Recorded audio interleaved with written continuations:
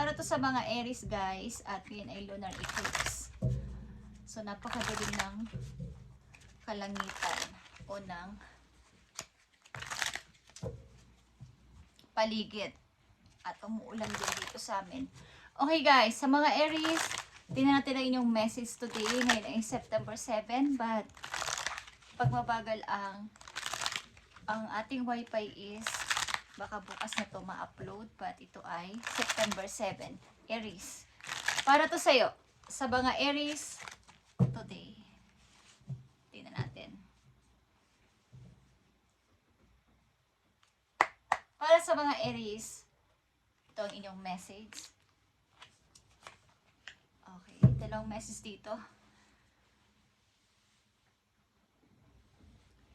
Your spirit and guides are helping manifest your desire. Okay, tinutulungan ka na yung mga guidance sa langit na matupad ang inyong mga gusto sa buhay, guys. Tinutulungan kayo. O ginaguide kayo. Sa mga Aries na bibigyan ng message today, September 7, ito ang inyong message, guys. At depende ito sa inyong sitwasyon, is makikita dito sapagkat ito ay ating inihingi ng message. Okay. Sa mga Aries, tingnan natin. Para to sa mga Aries, ibigay mo ang tamang message sa kanila para magkaroon sila ng guide. At andito ang Patience, Aries.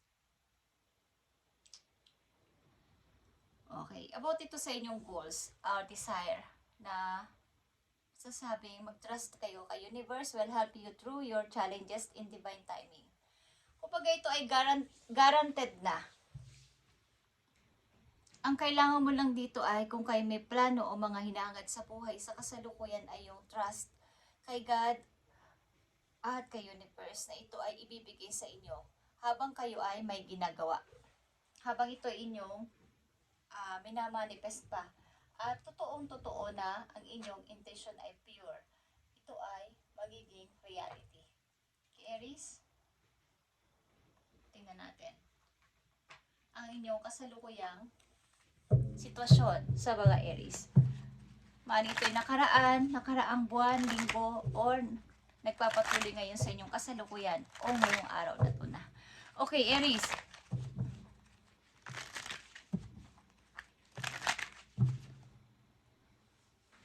At kung kayo pagod guys, galing kayo sa trabaho o kayo ay napapagod, parang ang bigat ng inyong katawan is maglagay kayo ng tubig sa parang palanggana ninyo. Kung pwede kayo, kung meron kayong palanggana, is yung medyo kaya ng inyong balat yung init. Okay na tubig. Tapos maglagay kayo ng asin, suka, o patakan nyo ng lemon guys. At ibabad nyo to ng inyong mga paa. At matatanggal ang mga kung saan man kayo galing na lugar, kung maraming tao kayo nakasalamuha, yung mga bad energy na inyong nasagap o nadala sa bahay is maaalis, gagaan ang inyong pakaramdam. Malaki po ang naiitulong ng asin sa ating katawan guys. Okay? At suka, something, cloves, laurel, na nasa kusina lang natin at hindi natin alam na ito ay nakakatulong sa ating, especially sa kalusugan, sa ating spiritual din. Okay, sa ating spirit. Okay guys, tingnan natin ang inyong message today. Kasalukuyan ninyong maaaring sitwasyon sa mga Aries.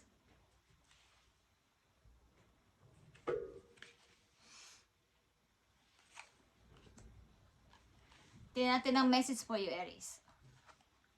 Ano itong Spirit says to have more faith and trust. Like I said kanina pa, something na trust is andito at faith. Yung paniniwala nyo at buo yung loob ninyo na tutulungan kayo ni God, tutulungan kayo ni universe na kayo ay magtatagumpay sa inyong binabalak o mga plano sa buhay papunta sa future.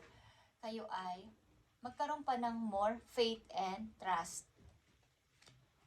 At isa pang message, now is the time. Okay, kung ano man ito, now is the time na Aries, na gawin mo to. Okay, wala nang patumpik-tumpik pa. Ito na yung tamang oras, ito na yung tamang timing to decide, to move, gumawa ng anumang aksyon. Okay, at ang inyong kasalukuyang maaaring sitwasyon ay sa mga Aries. May problema kayo sa tahanan guys, usaping pamilya. Ito man ay buhay mag-asawa o sa inyong pamilya mismo. The Hierophant is here. At 7 of Pentacles ito. Okay. Nag-iipon kayo ng money guys. Maaaring patago o sa bangko o sa inyong bahay. Kayo ay nag-iipon kahit pa konti-konti lang. At talagang natutuwa kayo na kayo ay may nakikita na sa inyong pinagpaguran. Kumbaga, nakakapagtabi na ako at gusto ko itong gawin para sa aking future. At nandito ang Two of Swords in reverse. Mukhang kayo ay nasusobrahan na at kailangan ko na mag-decide. Okay? Kung dati nananahimik kayo sa isang tabi at ayaw nyo magdesisyon kasi may kinoconsider kayo na baka may masaktan o magalit sa inyo is ngayon, this time, kailangan ko nang magsalita, kailangan ko nang mag-decide, kailangan ko nang gumawa ng action o kilos. Okay, yan ang inyong kasalukuyang sitwasyon. At andito ang ant. Ito din ay nangangahulugan din ng patience. Something na paghihintay, mahabang pagtitiis sa buhay.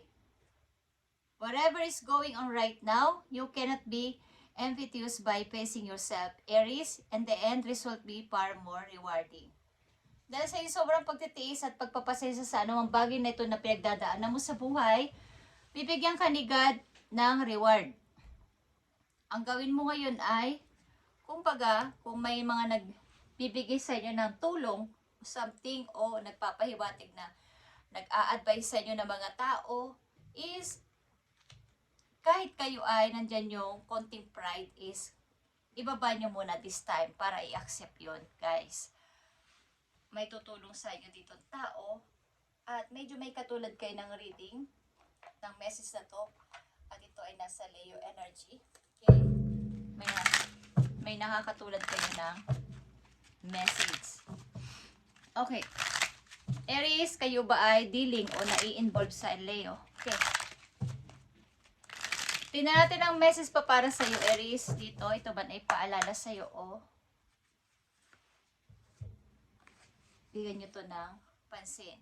Andito ang King of Pentacles at ito ay Capricorn energy o isang cardinal, guys. Yeah, ito ay love letter or letter. Ang letter ay sign of good tidings when near and when touching indicates unexpected good fortune. Ito ay, at ito pa rin ay King of Pentacles. Ito ay isang tao na magbibigay sa inyo ng parang mga magandang balita about sa opportunity. At maring ito ay, kung kayo babae, galing ito sa isang person na inyong minamahal. Guys, papadalahan kayo ng letter na literal man or ang uso na ngayon ay text or sa messenger, okay, o mga message online. Okay, papadalang kayo ng tao na to ng message at ito ay iinggan nyo sa inyo ng magandang opportunity, good fortune ito, guys. Okay, dahil bibigyan kayo ni God ng reward sa inyong mga mahabang pasensya sa buhay at pagtitiis. Maaaring kayo ay may problema sa family. Ito man ay sa mga kamag-anak, pamilya, or what is, may problema kayo pinag-uusapan. Mga kaguluhan sa bahay, kaguluhan sa ganito, agawan sa ganito, is meron. Okay, sa mga Aries na nandito. Tingnan pa natin ang mga message for you, Aries, na napakaganda or something, paalala is, pakinggan niyo kung gusto niyo, guys. Okay. Aries, this is for you at wala makakaagaw nito. Okay, guys. I feel na may gustong mag-sabotage sa inyo. Tingnan natin. Katulad ng aking pusa ngayon, nanggugulo. May manggugulo o nanggugulo sa inyong buhay. Parang nagdi-distract. Sapagkat alam nila na si Aries ay parang nagkakaroon na ng pagkakaintindi sa buhay. Kumbaga dati ang ilan sa inyo ay nananahimik, ngayon ay natututo na kayo magsalita at mag-decide. Dati kasi ay ayaw nyo magsalita man lang kasi baka magkagulo pa. But this time, ito na yung tamang time na tanggalin nyo ang pere nyo sa mata nyo at magsalita at makakita ng tama. Okay. Message for you, Aries. Yeah, speaking of, makakita ng tama dito ang 8 of Michael, guys. 8 of Sword ito. You can be free. Make a courageous choice to change your situation.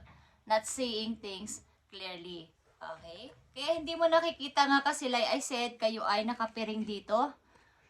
At ayaw nyong mag-decide pa, magsalita at takot kayo. Baka may masaktan, baka may magalit.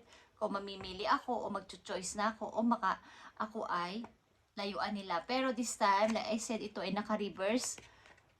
Gusto mo nang makita o nakita mo na ang katotohanan na dapat na akong tuluyang maging malaya. Dahil may nakabukas na, dati pa naman nakabukas na yung gate na yan para sa'yo. Para magtaha ka ng bagong buhay, something reverse sa sarili mo, at maging malaya ng tuluyan. Kaya lang ay takot ka.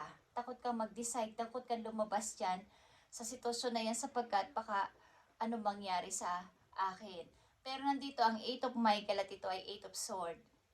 Okay? Ito ay Archangel Michael. You can be free, ang sabi ni Archangel Michael. Magkaroon ka ng courageous choice to change your situation. Kailangan mong baguhin ang iyong situation kung sa alam mong ito ay hindi na tama at hindi ka na masaya dito. Not seeing things clearly. Yeah, guys. Ang next na message sa iyo ay King of Ariel is King of Pentacles like this. Aries, King of Pentacles is dalawa dito na nagpapatunay at may mga alahas dito, guys. May mga gold. Ikaw ay gusto mong maging successful na businessman or businesswoman o magkaroon ka ng sariling negosyo. Your plan are working out very well. Aries, professional and financial success. Using resources wisely. Kapag nangyari ito sa buhay ninyo is, gamitin ninyo ang inyong kita, ang inyong ipon sa matalinong pamamaraan. Kaya andito ang 7 of Pentacles. Meron kayong plano sa future na makapag-ipon talaga ng money para sa future at maaring kayo ay magnenegosyo. Ilan sa inyo? Kailangan nyong gamitin ito sa mabuti at matalinong pag-iisip. At keep your eyes on the big picture, Aries. Kumbaga, lahat ng mapapakinggan nyo, lahat ng paplanuhin ninyo ay kailangan detalyado nyong isusulat. Kung may pipirmahan kayo is dapat may mga sign or may mga something sign na may sealed, okay? Para alam na ikaw ang nagsulat nun, ikaw yung nag-sealed nun at hindi ka maloloko. Experience that leads to success, genuine concern for others. Okay. Something na may mga mag-aalala sa inyo, may tutulong sa inyo, may mag-guide sa inyo, Aries, kung kayo ay nagbabalak mag-business na mga taong pareho nyo ng vision na mahilig ding magnegosyo. At maaring doon kayo dapat mag-surround sa mga taong yon na may mga matatalinong kaisipan about sa pagkakaperahan. Okay? Aries, ito pa message for you, dalawang mahalagang message for Aries para sila ay magkaroon ng gabay. Please send my message. At kamisa-misang gawin niyo yung sinabi ko sa inyong ito ay isa sa mga pag-cleansing din, lalo na simulan nyo sa inyong paa. Okay? Maglagay kayo sa warm water ng yung kaya ng inyong balat, yung tubig. Yung kaya ng balat yung init at maglagay kayo sa palanggana. Okay? Kung may palanggana kayo, tawag sa amin yung palanggana, ng warm doon na water at patakan nyo ng asin. Yung alam nyo sa palagay nyo tama na yung ganong yung tama na yung ganitong asin, 2 kutsara o 3 kutsara is, tapos magpatak din kayo ng suka, guys, o lemon, lagyan nyo ng konting lemon is, ibabad nyo dun yung paa nyo ng 15 minutes to 20 minutes. Talagang aayos ang pakaramdam ng inyong katawan at matatanggal ang mga nadala nyo sa bahay na mga bad energy galing sa ibang tao, mga taong nakausap nyo, mga taong nag-open sa inyo ng problema. Minsan kasi ay nadadala yan natin pag tayo umuwi sa bahay. Okay? At yan ang isa sa mga nagpapabigat sa ating katawan. Hindi lang yun dahil sa trabaho mo.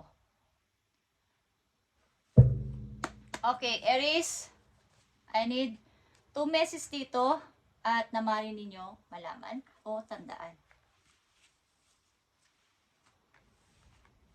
Andito is stand your ground, Aries, at andito ang fulfillment of wishes. Okay? Yeah.